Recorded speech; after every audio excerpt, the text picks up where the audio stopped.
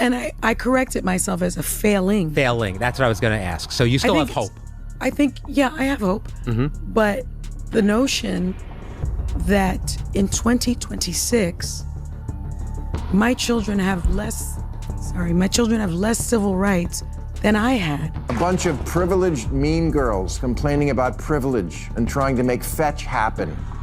Maybe the problem is that lots of people today are entitled whiners who have no perspective and no idea how good they have it. In a recent interview, Sunny Hostin called America a failed experiment, and her remarks quickly caught Bill Maher's attention.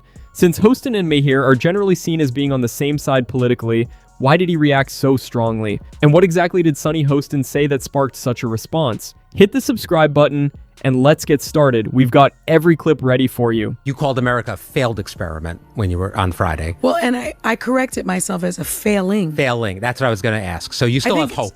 I think, yeah, I have hope. Mm-hmm. But the notion that in 2026, my children have less civil rights than I had.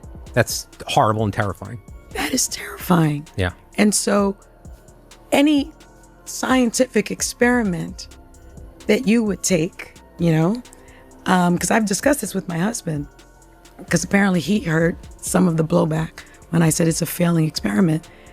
If an experiment is working, this type of thing doesn't happen. There are leaps forward, not backwards. You heard it yourself. Sunny Hostin said America is a failed experiment and claimed her children have fewer civil rights than she had growing up. Maher, however, asks a direct question. Which specific rights is she talking about? Maher argues that opportunities for African Americans have expanded significantly over time. While the 1970s and 1980s included both progress and serious challenges, he believes gains in areas such as education, income, and representation have been substantial compared with earlier generations. Because of that, Maher rejects the idea that Hostin's children are worse off in those respects. He also argues that statements like hers focus too heavily on America's failures while overlooking the progress the country has made. Is it possible for a country to lose itself so much that leaving it is justified? Yes, but we're not there yet, not by a long shot, and we don't need quitters. We need people who will stay and fix it. Maybe the problem isn't that America isn't worth defending. Maybe the problem is that lots of people today are entitled whiners who have no perspective and no idea how good they have it. Maher argues that even though many people today enjoy lives that are far better than those of previous generations, some still focus only on what is wrong. He says that if you compare life today with 2 or 3 generations ago, the difference is significant rather than minor. Maher argues that greater comfort has, in some cases, led to more complaints than appreciation. He believes America offers opportunities and freedoms that many people around the world still lack, making claims that it is a failed experiment overlook its progress. 59% of self-identified liberals say there have been times when they considered leaving America for good, like after NBC canceled The West Wing. I don't get it. You want so badly for every immigrant to come to this country and experience the good life, but somehow it's so terrible you want to leave? Maher argues that some Hollywood celebrities and progressive figures have said they would leave America because they believe the country is no longer working. At the same time, he points out that many of those same voices continue to support immigration, encouraging people from around the world to come here. In his view, that creates an obvious contradiction. Maher questions how America can be described as beyond repair, while also being presented as a land of opportunity worth moving to. He argues that this kind of criticism is often driven more by politics than by a balanced assessment of the country. According to Maher, once the political rhetoric is set aside, much of the argument loses its force and becomes more about messaging than principle. Because just like we did here tonight, you have to talk to each other and you have to hear the other side. And I speak to a different group. I don't want anybody who's ideologically captured. I speak to the normies. I speak to the people who don't want there to be hate anymore in America. If there's any theme of this, is that I am tired of the hate. I don't want to hate half the country. Maher argues that some voices on the left have grown increasingly hostile toward the country. In his view, many no longer seem interested in engaging with people who simply hold different political opinions. Maher argues that dismissing people instead of debating them hurts everyone, regardless of political affiliation. He believes disagreement should not be treated as a moral failing and that open, respectful conversation is essential. In his view, the decline of that approach says a great deal about today's political discourse. Just like there's a long list of liberal celebrities who swear they'll go if a Republican is elected, and no one ever does.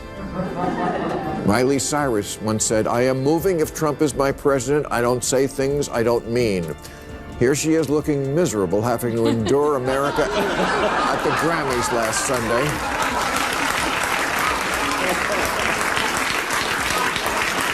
I guess she flew back from Tajikistan. Maher argues that much of the hostility directed at America is often tied more to the people leading the government than to the country itself. In his view, the failed experiment rhetoric tends to become less common when political leadership changes, and he believes that says a great deal about where much of the frustration is really aimed. He also points out that many of the same people who criticize America continue to build successful careers and comfortable lives within the same system they say has failed. Maher argues that, despite its flaws, America remains one of the best places in the world to live. He notes that while some talk about leaving, very few actually do. They also found that voters didn't just want Harris to distance herself from Biden. They wanted her to distance herself from what they believe the entire Democratic Party has become, a Portlandia sketch.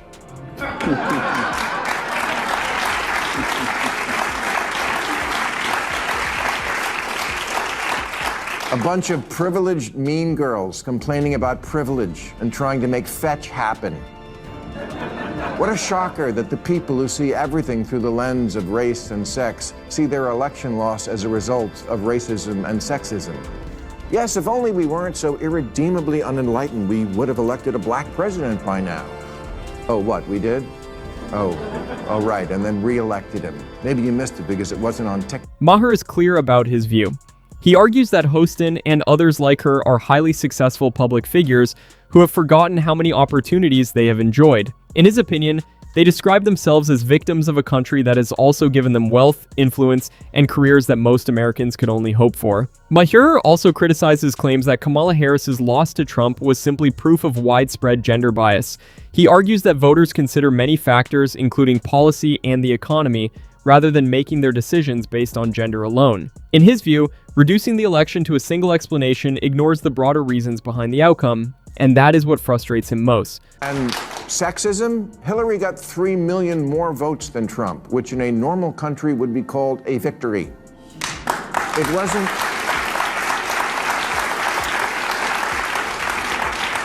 wasn't 21st century sexism that prevented a woman from being president. It was the Electoral College. Democrats run for office as if the voters don't live here, as if they don't go to the grocery store and Starbucks and the office, but they do. They live here, and they actually see women and people of color, and it doesn't look like some patriarchal racist nightmare. Do problems remain pertaining to racism and sexism? Of course. But a poll last year asked, if America is the greatest country in the world, more blacks and Hispanic Americans agreed with that than the white progressives. Maher also points out that Sunny Hostin's view is not shared by everyone, including many within her own community. Maher argues that while many Americans are concerned about the country's direction, they do not see it as a failed experiment. He believes recent Democratic election losses stem from the party focusing too heavily on ideas that appeal to the far left while losing touch with many middle-class and working-class voters. The votes are in. They don't want your pity. And black people can't afford to indulge rich white people's need to endlessly flagellate themselves. They just want prices to go down and good jobs and the police when you call them. Black people, they're just like us. Maher tries to make his point as simply as possible. He argues that most people are not looking to fight a cultural battle. They want stable jobs, a strong economy, financial security, and the chance to build a better future for themselves and their families. Maher argues that Democrats have focused too much on issues popular in media and academic circles while overlooking the everyday concerns of many voters. He also believes that, despite pessimistic rhetoric from figures like Sunny Hostin, most Americans would rather improve the country than give up on it, and that this outlook better reflects public opinion. Kamala spent 100 days telling voters, I know it feels like crime and illegal immigration are bad, but fuck your feelings. Look at this chart. Yes, there's a lot to not like already about the new regime, but maybe take 1 week to ask what you did wrong. The basis for Democratic campaigns has become, we're the smart people. That we know from the get-go. No need to look into that. We know that a priori, which is a Latin phrase the Red Hat people wouldn't have a clue about. Maher argues that the debate comes down to a deeper divide. Some people see America as fundamentally broken, while others believe it is an imperfect country that can continue to improve.